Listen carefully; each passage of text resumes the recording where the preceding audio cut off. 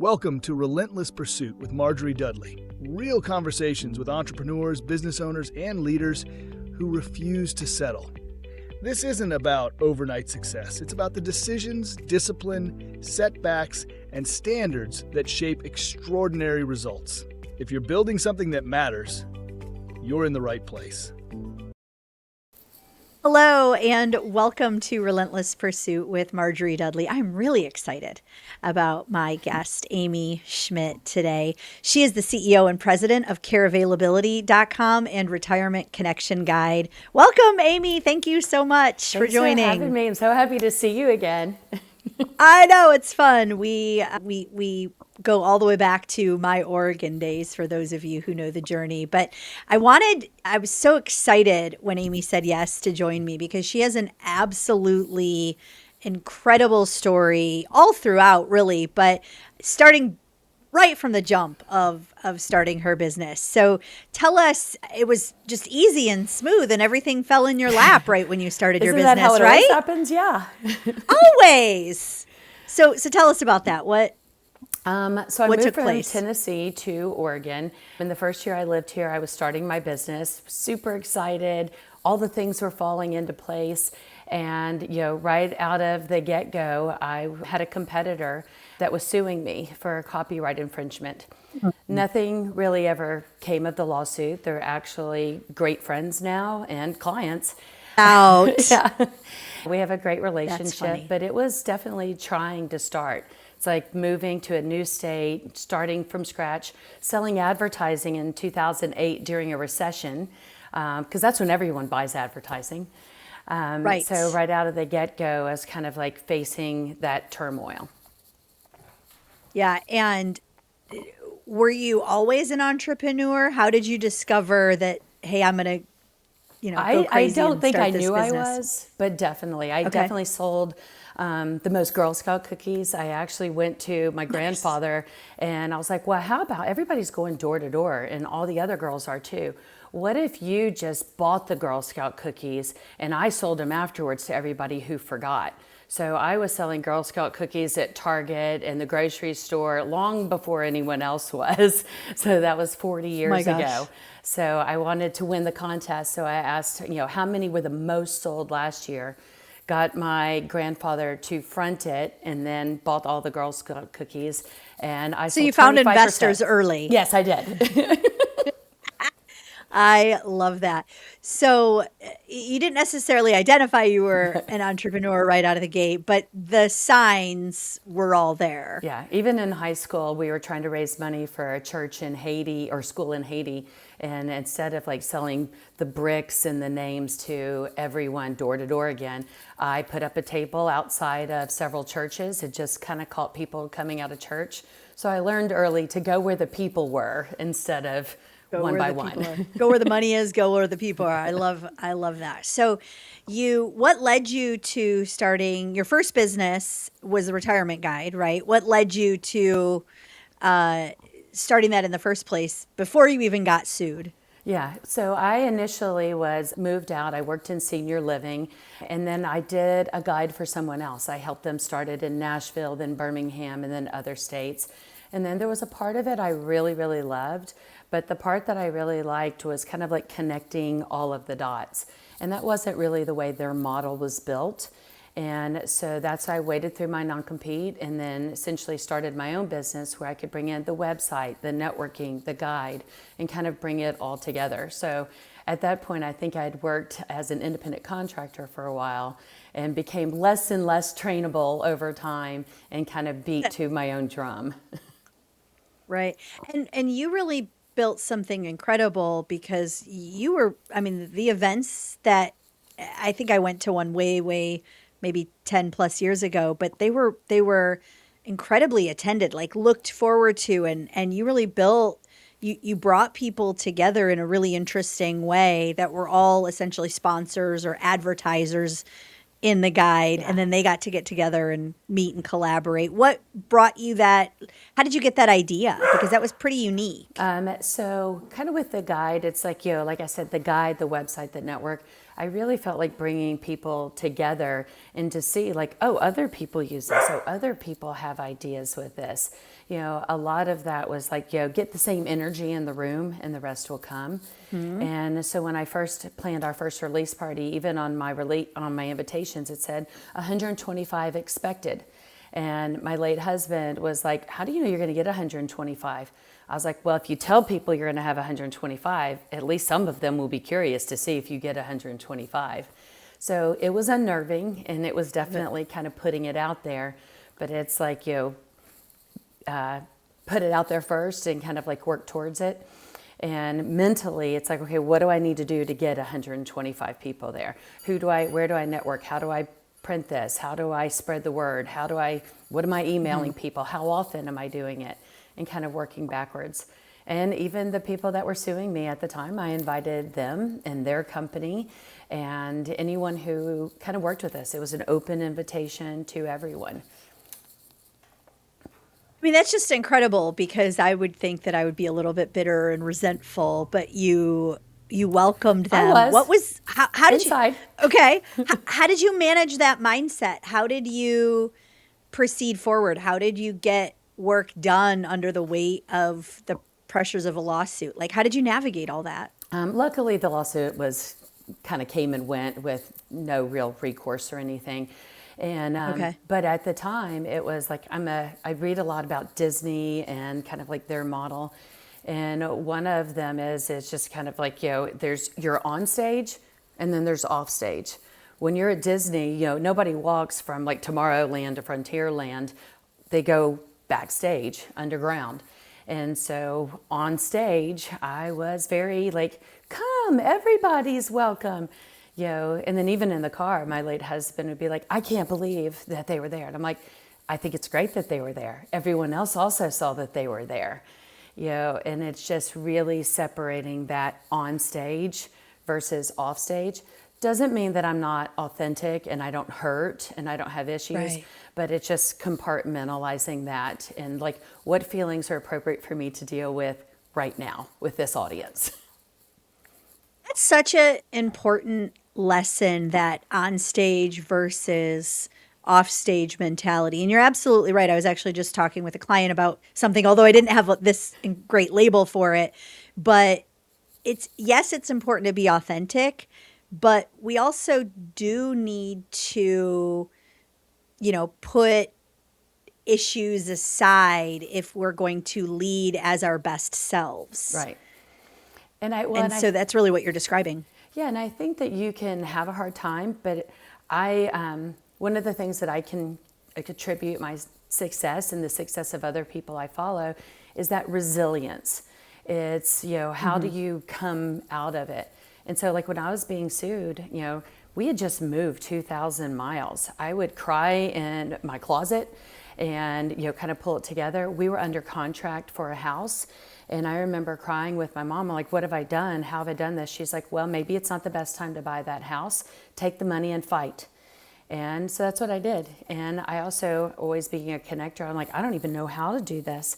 But I had kept a business card from a mom at a cookie swap who happened to be a paralegal for a trademark attorney. And I just reached out and I'm like, I don't even know where to start from here. Yeah.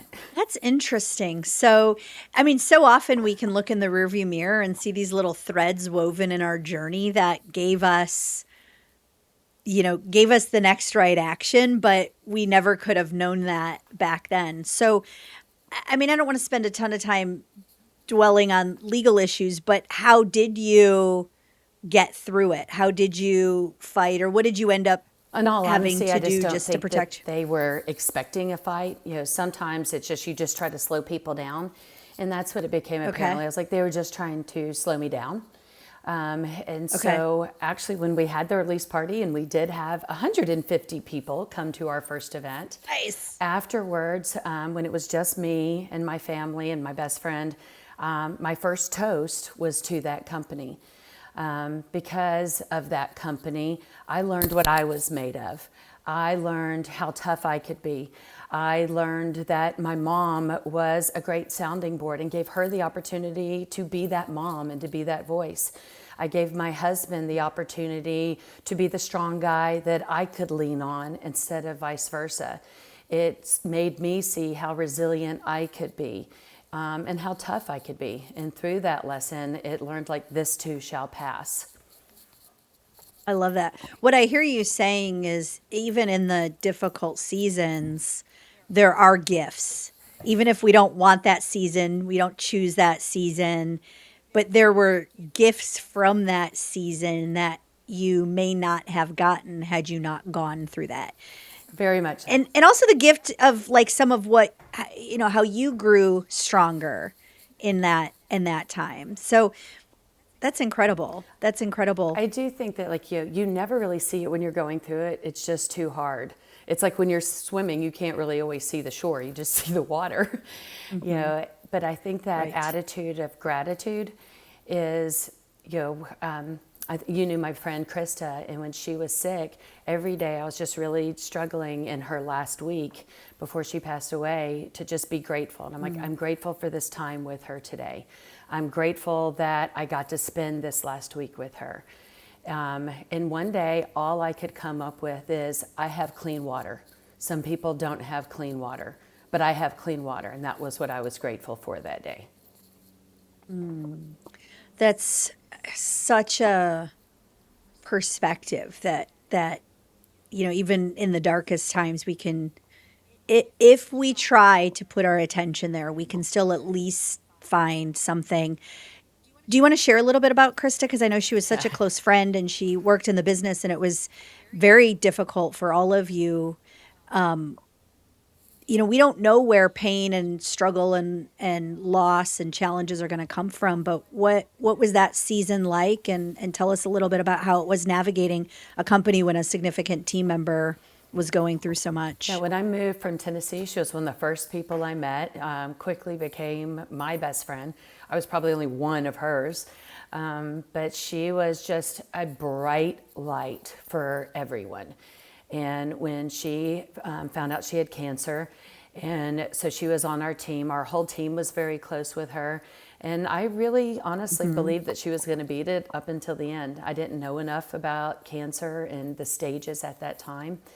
And when she did pass away, I was very angry and I couldn't find a reason. This just didn't make sense. Why her? And I'm not a person who believes everything happens for a reason. The lack of control of that, I just can't settle with. But I do believe you can find a reason in everything that happens.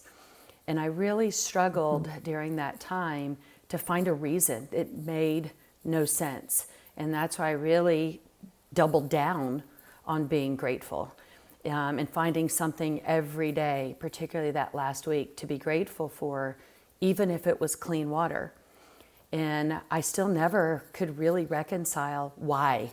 I don't see anything good that came from this.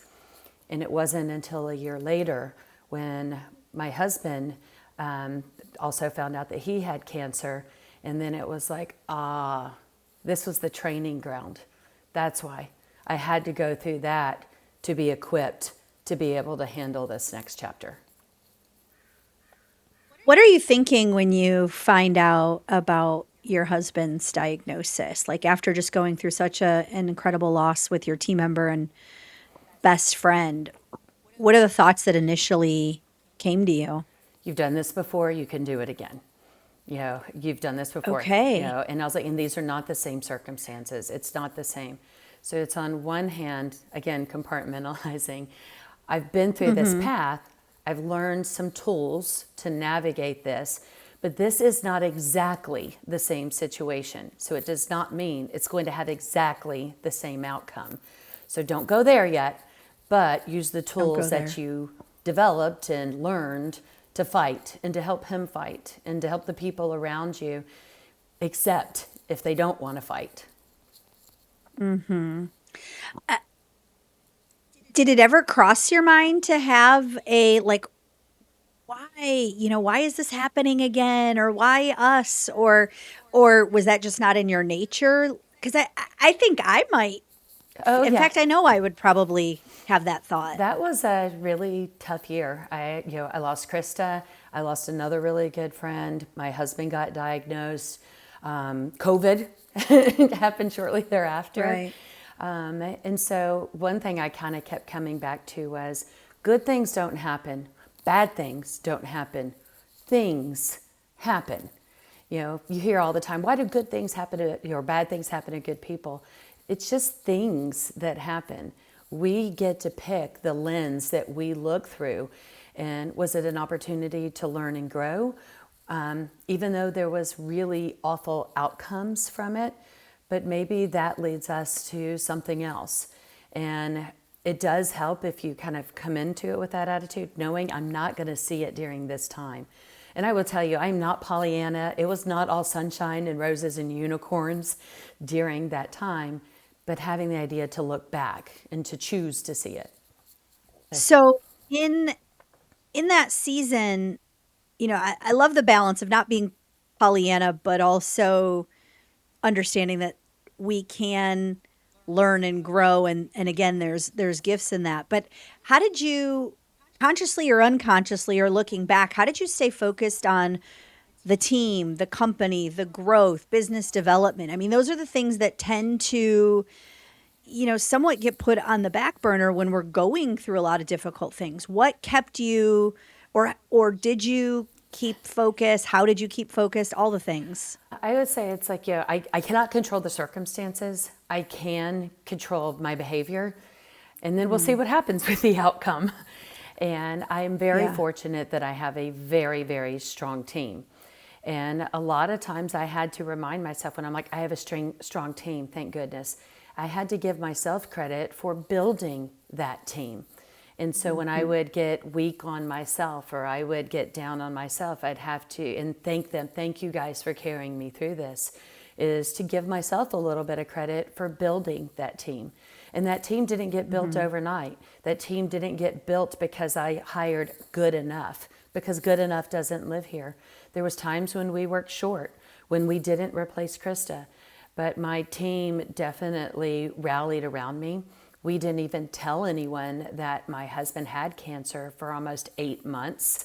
And I only told people when I knew that they were not going to see him, because he was also my business partner. He was also a big part of my team's life.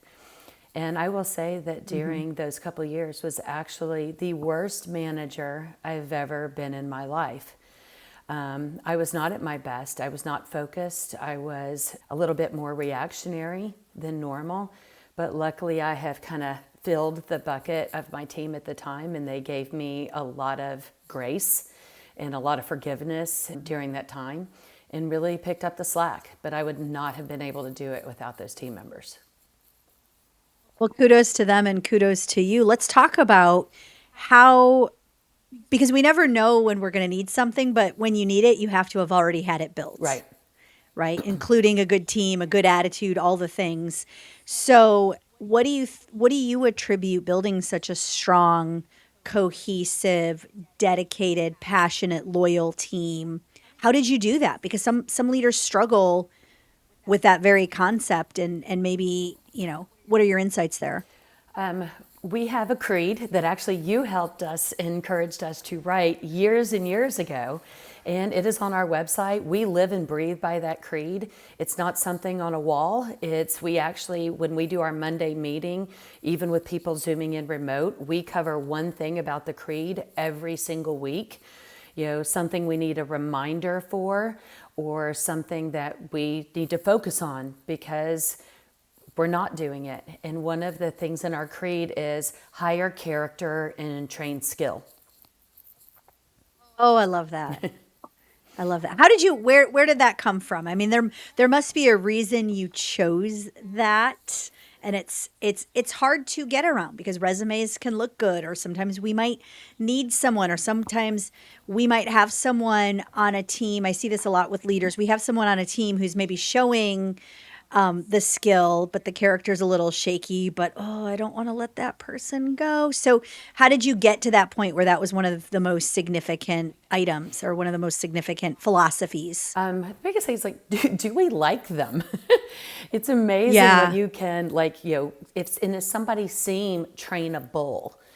And now there's some things like my web developer, I can't train that. He has to come with those skills.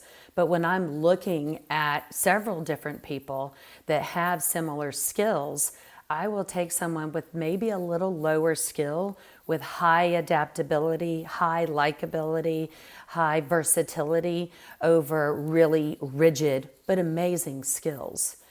And our hiring practice is pretty specific. So when I post a job, whether it's on Indeed or something, every single person who sends in and responds. Now, again, I'm not hiring for other CEOs, so this is not always going to be applicable. But whether it's a frontline or even a regional, I reply to every single person and essentially send them 5 short questions. And I'm not even really reading the questions. I'm looking, did they comply? Did they reply, and how quickly? If they replied, then I look at their questions. And then I actually send them 2 more questions by voicemail and ask them to reply, and it's recorded. And then I listen for how do they speak. Do they speak in long sentences, bullet points? Do they get to the point? Do they answer the question even? If that goes well, then I do a 15-minute screening, and it's just to weed them out, not to weed them in. And then of those screenings, I usually try to meet with 5 to 7 in person. Sometimes it's only 2. Let's make it. And then from there, I try to bring who are our best candidates to my team, usually between 1 and 3. And then we do a team interview. I tell my team often, this is not a democracy. It's a benevolent dictatorship. So I'm ultimately going to be the one who has to live with it. We're all working with them. I want your feedback. I want your input. And sometimes we agree, sometimes we don't. But the biggest thing is during that, and I'm trying to do this in like short little snippets. And I love it, yeah. But one of the things is when the person walks out of the room, I always say, what is the last thing you want me and my team to remember when you leave? And that's their chance to say whatever hasn't been said. And then when they leave, my team knows they don't say a word to each other, they don't talk. But when they walk out of the room, everybody puts their hand underneath the table. And I was like, okay, pull up your numbers. And then everybody pulls up their number 4, number 2, number 1. Like, how do you rank this person? Do you give individually? Are they a 1 or a 4? And so I write down everyone's number before we start talking about it, and we contaminate each other's thoughts. I love that. And then we talk about it, and then we re-rank the person. And sometimes they change my mind, sometimes I change theirs. But the whole team is invested. I'm slow to hire. I'm very slow to fire, unless I have to. But in the almost 17 years I've had Retirement Connection and then started Care Availability, I've actually only ever fired 2 employees. I was going to ask about that because you do have such a loyal team and you've gone through that process. How sometimes that's difficult for people. I guess 2-part question is was firing difficult for you, and what were your lines in the sand that this is the deal breaker? Usually I don't have a line in the sand. I can kind of see the writing on the wall. And so lots of times it's like if people are passionate and they love their job, they're going to give all they can. They're going to want to learn. They're going to want to get better. And I remember one time I had a really great friend on the team, and she was struggling, and I was struggling to work with her, and I kept trying to adapt, and she kept trying to adapt. And I read the book, Good to Great. And one of the things is like when you've got the right people on the bus, they don't, because it's like how to motivate someone. And I'm like, I'm going to learn how to motivate. And it was like, if you have the right people, they don't need to be motivated. And once I read that, I couldn't unhear it. So when she came into work, I was on spring break with my kids, and then she was going on vacation. I wasn't going to do it before she went on vacation. When she came back, I was like, we need to talk. And I started to talk, and honestly, I started crying. And I said, I'm really sorry, but I just don't know that this is working out. We've talked, we've tried, we've retrained, we've tried a different seat on the bus, but it's a minivan. It's not a school bus. I don't have the many seats. Right. And I was surprised by her response. She said, finally. She's like, I've known for a while that this wasn't fitting, but you were trying so hard, and I didn't want to disappoint you. Wow, that gave me chills because it also it speaks to your mutual loyalty, but it speaks to the importance of having difficult conversations because if we're feeling it, there's a good chance they're feeling it as well. And that tension Yeah. needs to be talked about, and that can be difficult. Was that, I'm assuming that was a challenging conversation Yeah, we were for sitting on you my to front have. porch, and again, it was like, it was just us, but it wasn't a conversation out of the blue.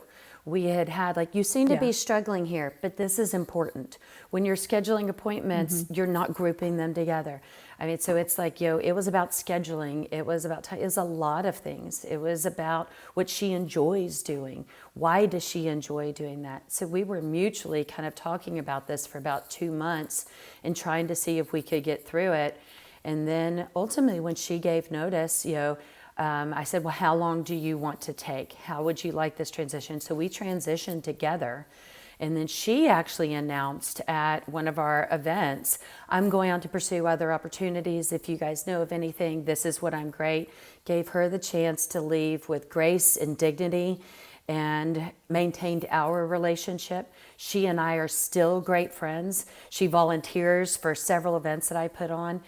And when Krista passed away, I actually reached out to her and I said, hey, I've got a different seat on the bus. Would you be interested in coming back? And she was like, if you need me to, if I have to, if you need me to. In the way that she said, I'm like, it doesn't sound like you're interested. Are you happy where you are? And she's like, I'm so happy. And I was like, well, then I would never want you to leave that. And she's like, but if you need me to. And I was like, no, I don't need you more than I Right. need you to be happy. That's beautiful, but it also speaks to her, loyalty, friendship, wanting to be there for you. And then mutually you respecting and loving her back enough to say, hey, if it's not a fit, it's not worth Right. that. It's not worth that. And I think that only comes with truly caring enough about people that we do want what's best for them. So we want to have the difficult conversations. We want to make sure their needs are met. How have you go on? Well, that's one of the things. It was caring. It was mutually beneficial. She was open to feedback, even though it wasn't fitting, and I was open to feedback. We both kind of went through that. The other person, it was not the same situation. We had a lot of those preemptive conversations, but the versatility wasn't there. It just wasn't changing. The dynamic for me wasn't changing. The dynamic for my team wasn't changing. The dynamic for her wasn't changing. It just, no matter the conversations, there wasn't enough change. And with that one, in all honesty, one day it was just personalities came to a head. And sometimes there's that moment that you see that you're like, I can't unsee this. I can't unknow this. And when something happens that it's just so blatant, whether it's a yelling match or it's walking out or a no call, no show, just out of confidence, I don't want to pick a specific thing. Sure. But it's when, particularly if there's an audience, and if there is an audience that sees behavior, there is definitely a moment that how that's handled afterward sets the tone of what comes afterwards.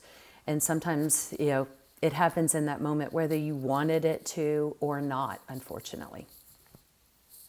Yeah, and what I appreciate about that is you recognizing that audience is what is a culture killer, right? When people see that, for lack of a better word, bad behavior is tolerated, that just sucks the passion and the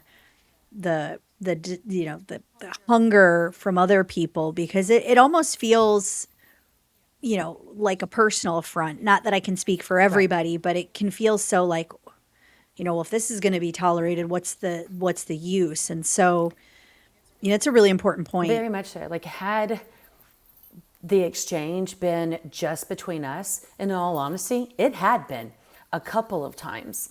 And I was fine kind of working through that dialogue because I wanted, and I always want my team to have open dialogue as long as it's respectful. But at one point, it was not respectful. Other team members were around.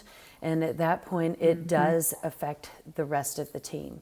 And when it affects others, There's things that like one-on-one can be handled, still should be respectful, but there's where that wiggle room is. And that's kind of where what is okay and what will be tolerated. The ripple got bigger. What has been some of the greatest leadership challenges or learning lessons for you over these last, 15, 10 or so years? Well, I'd say when my husband was sick, and particularly the last year, Jill, who's been on my team, she's been on my team. She's actually not even on my team. She's a 1099. But when she was wanting to start her own business back in 2010, Krista said, "Oh, you should reach out and talk to Jill." And as I talked to Jill fit a box for me perfectly. But when I was listening to what Jill wanted to do with her life, I was like, "Jill, I think you should start your own business, and I'll be your first client." And so Jill did start her own business. I became her first client. I still am one of her clients.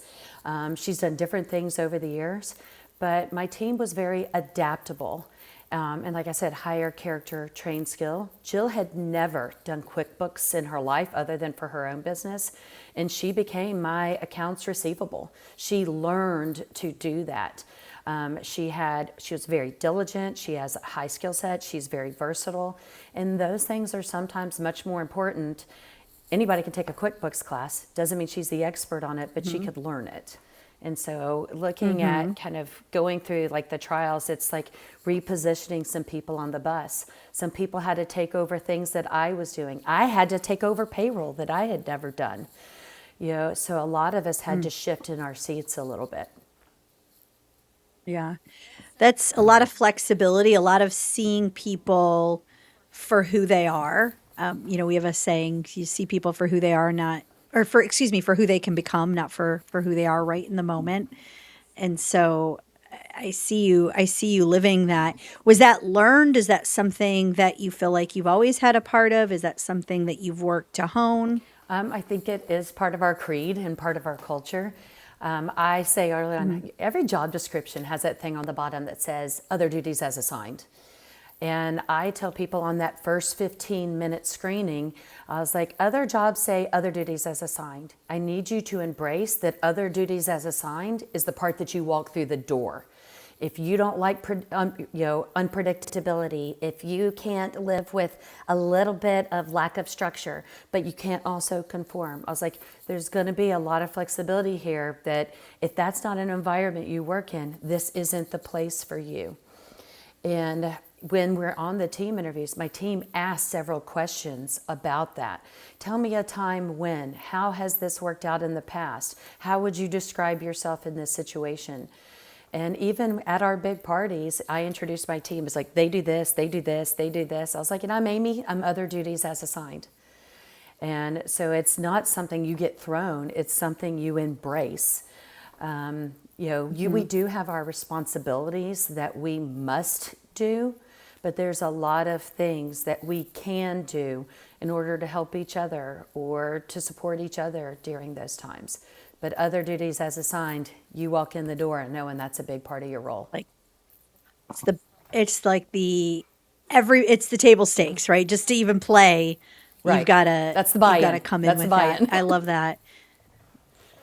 Yeah, that's so good. And as you've grown and scaled, how do you think you've maintained the ability to continue to build? And you obviously expanded into the second company. Where did that come from, or what's motivated you, or what's driven you to continue to grow and expand? A lot of times it's been listening. One of the advice I always even tell my salespeople, and I was like, don't listen for the sale. If you're listening for the sale, that's all you're going to hear, and you're not going to hear anything else, and you're listening for a specific outcome. Listen for the opportunity. You never know where that opportunity is going to come from. It was years ago, I was trying to sell an ad to a hospital, and I was meeting actually with the case management staff, and they were telling me about this conference they went to and what their needs were. And in listening to what they talked about, they really needed like an official resource, a seminar, a conference put on. And so I worked with them to put on that conference. Over that relationship, we became closer. Our guide became the official guide for the hospital. I actually didn't get an ad from the hospital on that edition, but I picked up about 20 new advertisers because we were the hospital guide. And so if I would have just been listening for that one sale, yeah, I may have made $5,000. But instead, I made closer to 80, or more, because I listened for the opportunity. I listened for their pain point. So as I've grown into other markets, it's like, why don't you have a book here? Why don't you have there? So before we opened up our Southern Oregon market, I was actually planning to go to Bend in Central Oregon. My team came to me and said, I've looked at the numbers. This is how many advertisers we have in this area. This is how many are locations, but they're all under this one company umbrella. So it's really only one client. I looked at the demographics of how many seniors are in that area compared to Southern Oregon. And the numbers spoke. But I wasn't the one who came up with the numbers. My team was. So I had to choose to listen to the skill set that we had, and listen for that opportunity. So we went in a completely different direction than I planned because that's where they thought. And we made that team decision, which means the team is invested in the success of that decision. They owned it. I think, genuine listening can be challenging because we come in with our own preconceived notions, or we're passionate, and so you get you can sometimes get passion blinders on, right? Where you're like, this is so I appreciate that you've honed that. Oh, no. I did again, not. Is that I don't want to make it sound like my team has learned I kind of start from no, but they also know that I want the pushback. I want the dialogue. I love conflict. I think so much can be learned from conflict. Even in our creed, we have, there's something to be learned from conflict. But my team is so conflict averse, they won't even let me say the word conflict. They're like, debate, it's debate. They don't even like the word. But so they, I initially was like hellbound and set, we're going here. I pushed back. I was like, no, this is where we want to go. Partly because I really like visiting that area. But they've also learned to push back, and that I want the pushback. So that there's two sides to that. So how do we embrace conflict? How do we embrace healthy debate? How do we encourage that in our teams in a way that is respectful, productive, constructive, feelings don't get hurt? What do you think you've done intentionally so that you can create that culture? Well, some I've learned, I try to learn a lot about their temperaments. The DISC profile's one I believe in. One of my friends, Angus, has done like a training for us. And on the team, I'm a driver, shocker, and I have another one. Our dialogue is very different. It's like, blah, blah, blah, back and forth. And we look like we're arguing a lot. But when we're done with it, we walk away, we have none of those feelings. Where on my team, the ones that I have that are a little bit more like steady and collaborative, it's like I have to be mindful of their body language of when I'm coming at them and I watch them shut down. I have to be mindful of my behavior to be like, I feel like I'm coming on a little strong. I want to hear more from you. And I was like, or you don't seem like you agree with that. Tell me more with your words about what your face is telling me. Yeah. Which is another form of listening, honestly. Like the looking for the nonverbal cues so that you can have, and you have to have a willingness, because I think everybody's capable of picking up on nonverbal cues. It's, do we actually take the next step to say, hey, you're giving this nonverbal cue. Can we talk about it? Or can you elaborate? Or can you share what's actually behind the facial expression, the posture? Sometimes, like you said, I've got that blindness and I'm not seeing it. I'm passionate and I'm moving forward. And it's like, and then I have shut down my team members at time. I have stifled their creativity. But then it's like when they do come back and they're resilient and they're like, I really want to push back on this, I've got to be mindful of recognizing that, rewarding it, being grateful for it. And then not only with them saying thank you, but bringing it up to my team and being like, I really want to give a shout out for them bringing this up and pushing back when I wasn't easy and when this wasn't easy and I was difficult. And I was like, thank you for caring enough to do it. Thank you for doing it. And using that as an example to the rest of the team. And a lot of times those are the moments where we're reiterating our creed at our Monday meeting, are using those examples of the conflict, of the character, of our values, where all of those kind of come together. I love that. And I love the idea of giving recognition to the person that, one, lived into the creed, two, maybe spoke up when speaking up was difficult. I mean, that's so powerful. A lot of times, I'll talk with clients about incentivize or recognize the behaviors you want more of. And we can be so busy we can forget to do that, overlook it, miss it.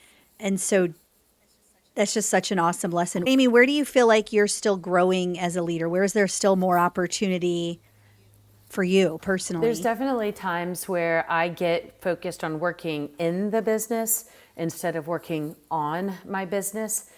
I could spend all day long answering emails. I could spend all day long just like fielding phone calls, but it's more of like, okay, what do I need to get done today to be proactive? What do I need to get done that's really going to move the needle forward? Not just being busy, but being proactive.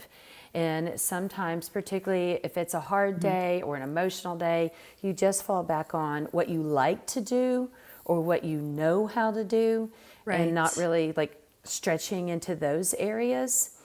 And so that's the hard part, is like, focusing on what I need to do and not just what I want to do. I love that. Is there any particular technique or tool or resource that helps you do that? Or is it more just a mindset? I actually have a pop-up that I scheduled that comes up on my phone. It's a reminder every 2 hours during the day. So between like 11 and 4, it comes up. Is this what you're supposed to be doing? Interesting. That's a fun little hack. Yeah, well, that's pretty smart. Just to like, hang on. yeah, it's not really. Are you still on track? It's very low tech, but it works. I like that. Sometimes the best solutions are the simplest ones. I want to pivot a little bit just because, Lyman, your husband, is such an incredible person. And obviously you lost him a while back, and he was your business partner and an incredible supporter in all sorts of ways. Talk about just that experience of losing your business partner, your husband, particularly on the heels of losing, an incredible team member. What was that like, and how did you get through that? So when we were kind of going through that, first of all, my husband was an incredibly strong person, not just physically, but emotionally, mentally, attitude. I mean, this was a guy that could go run a marathon to support a friend who wanted to run a marathon, even though he had not trained at all. He was just tough.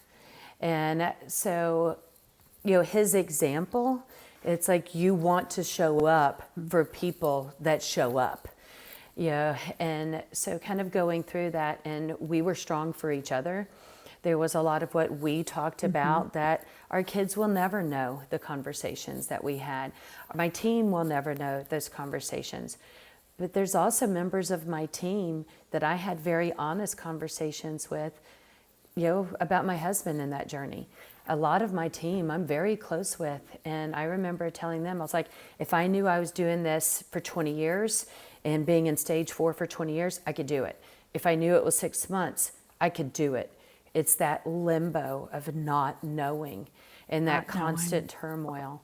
And that was the hardest part. And my husband and I actually started talking with a therapist during that time, because I was having a really hard time living in the limbo. And my husband was having a really hard time being authentic in his fear and not needing to be the strong guy for me. And so we really needed to bring somebody else in to help us figure out how to show up for each other and others and ourselves. Wow. I love that, it takes a strong mindset to realize we don't necessarily have all the answers and sometimes we need an outside perspective. So that's an incredible story. And I just have to ask, did you guys begin working together right at the jump or did that come along later? We started at the jump, but so my husband was a school teacher. He was a chemistry and biology high school teacher. When we moved out here, I knew that eventually I'd be doing the guide, but wasn't sure when. So he was looking to kind of get a job as a school teacher, was applying for jobs. And ultimately, when I first moved out, the position I took in senior living just wasn't a long-term fit. So I started working on the guide, and he had not found a job because a lot of teachers in 2008 weren't leaving. So I was like, well, why don't we do this for 2 years? We'll work on it together. So the goal was 2 years. And honestly, I said out loud, I was like, my kids are 1 and 3. I don't remember anything from being 1 and 3. I'm not going to be the best mom right now, but you're going to be the best dad. And he said, I'm going to be the best dad. So he took a QuickBooks class. He learned how to do QuickBooks. This was before smartphones. He is totally an introvert. He's trying to schedule appointments for me. One time I'm on an appointment and she's like, yes, hi, Lyman. I'd love to meet with Amy. She's actually here in front of me right now. So he was learning QuickBooks. He was learning how to set appointments, what to say on the calls. I'm writing scripts for him. I'm having to beat the pavement, but it was only supposed to be for a couple years. And then the rules in Oregon on how to, the teaching and the certificate and all of that became a little cumbersome. And so he was staying in the business and I was staying the bad mom a little longer than I wanted to. And that was about 2010, 11. And my then 3-year-old in the back seat said, you're a bad mommy. He's like, you don't come to my school. And no. I was heartbroken. And I came home and I told Mom, and I was like, we need to figure out something. I need to hire somebody. I'm going to need support staff. He's like, Amy, he's 3. And I was like, yeah, but he's not wrong. And that's that listen for the opportunity. It was like, the voices come from where they come from. It's up to us to choose to listen to them. And that's actually within a couple months when I hired Jill and then also Megan, who are still on my team. And so they were hired in 2010 because a 3-year-old told me that I was a bad mommy. And he was right. Have you shared that story? Have you shared that story back with him? They've heard me tell others, but I don't want to solicit additional advice. That's a good story. I don't need more feedback. No, was it ever challenging to work with all the time? Your husband, with your spouse? Okay. Particularly at the beginning, and we had to clearly define lines that I was sales, marketing, and those lanes. He was content, billing, finance, more operations. And ultimately, these are our lanes. We would talk and we would disagree. But ultimately, if it was his lane, he had the voice. If it was my lane, I had the voice. Love that. But one thing I did not realize until literally we were going through the cancer is he really wasn't fully invested in us opening our Southern Oregon book. He definitely was not invested in wanting to go when we opened our Puget Sound guide. But he didn't believe that it was going to be successful. But what he told me during that time was, and it came up because of cancer, he goes, it's going to be really hard when I'm gone. But I know how strong you are and I know you can do it. Sorry. And that's when I found out that he didn't really want to open those 2 markets. He didn't think the numbers were there, but he believed in me. He believed that I didn't know how to give up. I didn't know how to not fight. And I heard a lot of people after he passed away, and even when I was speaking at his service, I was like, a lot of y'all reach out and you tell me how strong I am and how well I've handled this. And I need you to understand, I was like, it's a lot easier to be strong when you have someone behind you telling you how strong you are and how capable you are. And so we didn't always agree, but he was my biggest cheerleader. I love that. That's such a great testament to the person that he was and the legacy that he leaves behind, just full faith in you and that you'll find a way. That's why this is called Relentless Pursuit, because you've been so relentless, and why I wanted to talk to you about it. One thing that, kind of with Lyman, once he said that, I often, I was doing a post, regularly keeping people updated. Everyone's like, Amy, so-and-so has cancer. We're all in the same boat. And that hit a nerve with me. And I was like, we're not in the same boat. We may be in the same storm, but I had a yacht. I had really strong people around, whether it's from the first lawsuit or through Krista's cancer or starting a business. I knew how to swim. I was resilient. I had people believing in me. I had people cheerleading me. I had a stable income. My previous company, hired me back as a consultant that I worked for in Nashville. So I had a little bit of passive income. Some people don't have that. They don't have, their boat is leaking, or they have water wings and no boat, or they just don't even know how to swim. So I think it's really important not to measure ourselves against other people, because we don't know what kind of boat they're in, and we don't know what they're carrying. Just because they carry it well doesn't mean that it's not heavy. And those are things that I think are important. It's feel your circumstances, but don't forget to look around at who the helpers are that want to be there and be grateful for those and lean into that. But not everybody's in that same yacht. 100%. I love that. And what would you say, because you've learned so much along the way, and what would you say to someone who maybe is in a little bit of a leaky boat right now? Find something to be grateful for. Your boat's leaking, but guess what? You're in a boat. You have clean, the days when I couldn't come up with anything, I had clean water. There's always someone doing it with less tools than you. So focus on the tools that you have, develop those tools, do more of those, go find more similar tools, quit using the broken tools and complaining that tool's broken. If you only have a hammer, you only have a hammer, but it's amazing what you can do with a hammer. If you only have a wrench, you can nail a nail into a wall if you only have a wrench. But if you're only complaining about only having a wrench and not having a hammer, you're not going to get any nails in. Absolutely. Just thank you so much. Again, you've grown an incredible team. You've poured into people. You've continuously learned and adapted and been humble yourself when you haven't always got it 100% right. And I think that's why your team is so loyal. They see that in you. Where can people find you? Retirement Guide, any of the things? I'm on LinkedIn. So, Amy Schmidt on LinkedIn. Our website is careavailability.com. That's probably the one that's most universal for everyone because it is national. If you're looking for resources, we're a good place to go. But yeah, you can find me on Amy Schmidt. And actually, amyschmidt.com will actually redirect to one of my websites. You can find me that way. But yeah, LinkedIn or careavailability.com. I love that. And find her on LinkedIn if you're watching this close to posting. She has a great blog post on LinkedIn about you don't have to be in the 5 a.m. breakfast. I'm in the Midnight Club to be a leader. Midnight Club, high five here. Amy, thank you so much. It's been such a joy to reconnect with you and hear more of your story. You have a great day. You too. If you enjoyed today's conversation, be sure to subscribe so you don't miss the next episode of Relentless Pursuit. And if you're looking to build more discipline, resilience, and results in your own work, that's exactly what Marjorie helps leaders and entrepreneurs do through coaching, speaking, and training. If today's conversation got you thinking differently about how you want to show up, you'll find links to connect with Marjorie in the show notes. Until next time, stay relentless.